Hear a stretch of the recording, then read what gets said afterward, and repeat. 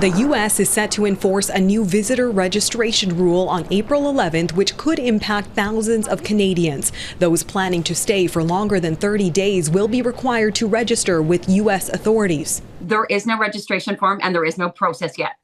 The Department of Homeland Security has said that that's coming. It's not out yet. If travelers fail to log their details with U.S. Customs and Border Protection, they could face an up to $5,000 fine or be detained for up to 6 months, according to the U.S. Office of the Federal Register. For Canadian snowbirds, they're the ones who are most alarmed. A lot of them are confused and quite frankly, they're scared. The U.S. Department of Homeland Security telling Global News Canadian members of the Nexus program or those under the Visa Waiver program will not be impacted. It would also not apply to Indigenous people who meet certain conditions.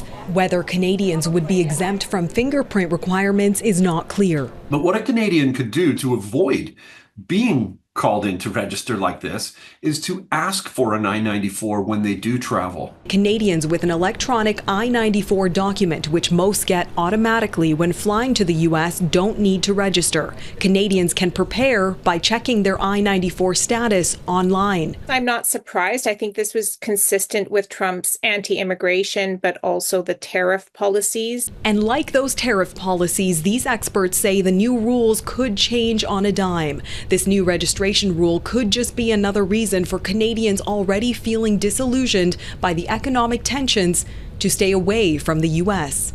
Neetu Garcha, Global News, Vancouver.